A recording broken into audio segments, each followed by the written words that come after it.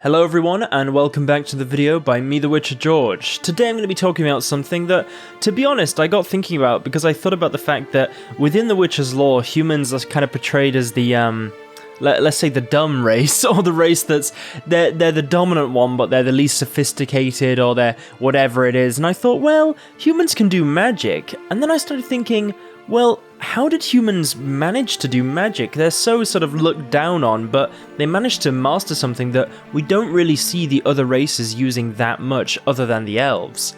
So I was sort of thinking about this and I thought, well, I wonder how they did that. So I've done some research and I used some of my own thoughts and I thought this could be a pretty interesting video. So what I'm going to be talking about today is I'm going to be looking at sort of magic in general, and I'm going to be focusing particularly on how humans manage to master magic. And I don't just mean begin like, oh, how did humans, learn what magic is, but I mean, how did humans actually sort of improve their ability of magic? Like, how did they develop it? So let's begin with a brief explanation of how magic actually works in The Witcher, because it can be a bit confusing, especially with multiple different sources out there now. It was thought to have arrived in the world of the Enshe, which is the world of The Witcher, where all the games take place, during the conjunction of the spheres, and it is sometimes called chaos, or the force, or for some people art, and effectively it's like a wild force that people believe can sort of be tamed by its wielders, which is why people think of it as this kind of chaotic,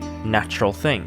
I like to think of magic a little bit like fire, or at least what this sort of source thing is. It's something that humans can tame, they can use to create things, they can use to do amazing things. I mean, there's a lot of stuff about how, in the real world, fire had such an impact on our biology and stuff like that. I mean, think about that, but times 1,000 in the world of The Witcher. And that's essentially what it is. Some say it's a gift, a sort of art form, some think that it's some kind of science, something to be studied and advanced, but really, what I think it is a kind of tool, something that humans and non-humans use. This can be for the benefit of their own species, benefit of themselves, or the destruction of others. And essentially, these sources all come from the elements, and the most dangerous of these elements is fire. But sources, it's sort of described in the books that when Yennefer teaches Ciri how to look for sources, she's like, right, go look in the ground, follow where it is, follow the paths, oh, there it is, draw from that, take from that. But you can sort of think of it like this sort of element, and if you draw directly from fire, it is dangerous primarily because fire is such a good source that you take in this kind of very, very, very, very chaotic energy, and it essentially just sort of, it sort of drives you a little bit crazy by doing that. It's not a safe way to draw magic. Now, in The Witcher, there's lots of different magic users, and I can do videos about that in the future, but I suppose the main sort of magic users that we can think about are the elves, and especially the elven sages, like Avallac'h. These are the, I was going to say people, but the sort of beings that you can look at and be like, okay, they are the top of it. They're the ones that have mastered it. They are the masters of magic in The Witcher. Essentially, that's the closest you can sort of get to it. But how did humans come to understand it? Because humans have also come pretty far with it. I mean, you could think of Vilgefortz or Alzur, someone like that. I mean, there's a lot of human mages that are also very good at magic. So it's a little bit confusing, but possibly the first human who people think might have been the guy to have discovered, at least for humanity, what a source is a guy called Jan Bekker. Now, Jan arrived during the First Landing, which is not when humans first came into the world of the Enshe, it was actually when they first arrived in the Northern Realms. And he was on a ship called the Ship of the Outcasts, and during this time, this was around 500 years before the games, because humans arrived about 1,500 years sort of before the games, so 500 years before, they arrived on the continent, essentially, or the Northern Realms, and that's where Jan is depicted, at least, as having sort of drawn from sources. Although, it doesn't necessarily say that that's where he learnt what they were, it just shows that that is sort of the first mention of it in recorded history in the world of The Witcher for humans. Now, a confusing point that I've had during my research on this, which is something that I wasn't actually that aware of in The Witcher's lore, is that druids are a sort of, they use magic, but it is a different kind of magic, and it is incredibly vague in what way it is different. You could assume that it's all part of the same thing, but druids are not this sort of regimented, group of sorcerers who study from the exact same books and blah blah blah blah blah. It's kind of an off-branch, a different type of magic, and this is just my opinion, but humans were in the world of the Enshe with this stuff around for 1,500 years from when they arrived, and I think that they will have sort of got a basic understanding before that, and that's possibly what druids are. I feel like druids are... It appears to me that it is an older form of magic, and perhaps humans sort of had some, I wouldn't say mastery, but they had some understanding of magic a long time ago, and then as it became more of a discipline, that's where mages started to evolve from, and druids have sort of stayed more true to the natural sense of magic, not thinking of it as this sort of distilled science. That is just my opinion. We don't actually know, but I think that makes the most sense. I could be wrong. Maybe they got to the continent, you know, mages split off from the druids, and the druids went to the natural side. We don't know, but that's sort of an assumption that I have, and I think it's something we can't say with, well, I think we can't say definitively if druids are something that could have existed before or not. But anyway, back to recorded history. There was something called the Novigrad Union, which was a pact signed between mages, sort of rulers, and druids, and it broke up because there was a disagreement over how magic should be governed and what kind of magic should be used, that kind of thing. And from that breakup, sounds a bit strange, from that breakup, the Brotherhood of Sorcerers came about, which was, it doesn't exist in the games, but in the books it was at least present until the Thanic Coup, but it was a group of sorcerers who governed the magic in the Northern Kingdoms. And that was founded by Bekker, the guy we talked about before, a guy called, God, this is hard to say, Giambattista, and also Geoffrey Monk. And I'm going to get into a little bit about Geoffrey Monk because it does relate more to how humans managed to progress with magic. But these three mages are some of the most important mages in The Witcher. They created many of the books that mages learn when they're at Aretuza or any of the varying sort of magic schools, and I believe even in the Nilfgaardian Empire.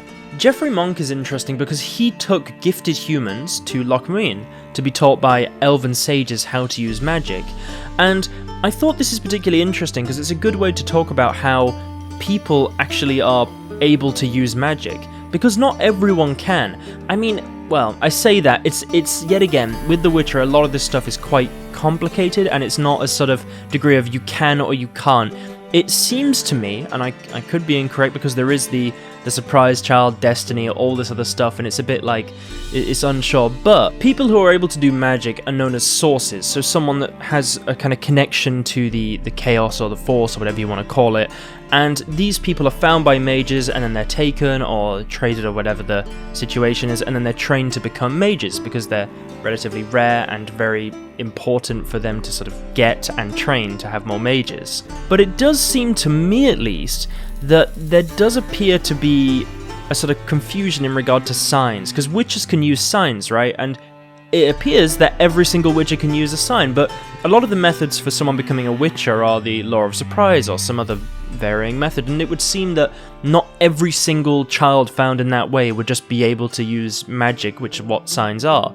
But I think the argument is that signs are very crude magic, and it's not the same at all. Just because a witcher can use signs doesn't mean they have any connection really to the force. They can just, it's a bit like sort of party tricks or something, although if you've used Ard Freeze version, it's a little bit more than a party trick, but it does appear that people can master basic magic, like very basic magic, but I think that another reason is that witches have been mutated, and I think during their mutations they are kind of given this ability to connect to magic, which is interesting because, well, the witcher mutations were partially developed by Alzur, so, you know, you have these witcher mutations, and I suppose maybe he found some kind of way to connect people to the source, even lightly.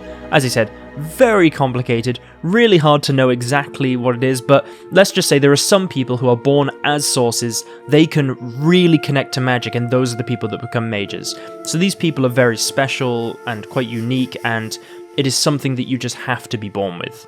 That is essentially how you can use magic. So this brings me to a kind of conclusion of all this information, because it might seem a little bit all over the place at the minute, but just to conclude, it is that humans essentially managed to master magic, and this is what I've been trying to convey, through a variety of methods. You know, you had basically copying from the elves. They sent sources to go and train with the elves, and they took some information from there. They had their own research. You had people like Alzur creating all these different spells and potions and blah blah blah blah blah. You know, you have this kind of research people are doing by themselves, and the study of magic as a discipline. And then you have something which perhaps is the most important part to most fields of study, and that is just complete accident. Humans probably just found out about magic by complete accident, I would imagine, a long time ago, and then through there they honed their discipline, they copied from other people, as most people that become experts at things seem to do, and then they became a lot better at magic, and that's how they became the masters of magic they are. But bear in mind, although humans are good at magic, and you have people like Vilgefortz and Alzur and these incredible, well, magicians, I suppose. Mages is probably the best. Magician sounds a bit strange. These mages, they are nothing on the level of elven sages, and that's something that I really want to hammer home. I think that people don't quite understand just how much elven sages know about magic, and it gets a bit complicated because you have people like, I don't know, Avallac'h, who in the games talks about how he sort of used genetic manipulation to create Caranthea, and he tried to essentially breed elves together that had magical abilities to create a guy with a really good magical ability, which does seem like a science in a way. Magic is just as much a science as anything else in a strange way. And also, Avallac'h can cross between the worlds without Elder Blood. He is just levels above most of them. I mean, but then the Wild Hunt can do the same thing. So it's this incredibly... It's obvious that the elves, especially the NL elves, are significantly more powerful with magic than the average human, although perhaps humans have worked out some of the more destructive aspects of it and maybe hone that a bit better. But anyway guys, that's it for today's video. I really hope you've all enjoyed it. It's been quite interesting to talk about this, and I would love to make some more soon, so let me know what suggestions you guys have. I really appreciate it. Like the video if you want to see more, subscribe for more, check in the description, there's a bunch of social stuff down there you guys can follow me on to get updates, and there's some stuff you can join and chat to other people and that sort of thing. Could be fun, so just have a look down there and do that. Really appreciate it guys, and yeah, I'll see you all later. Thanks for watching.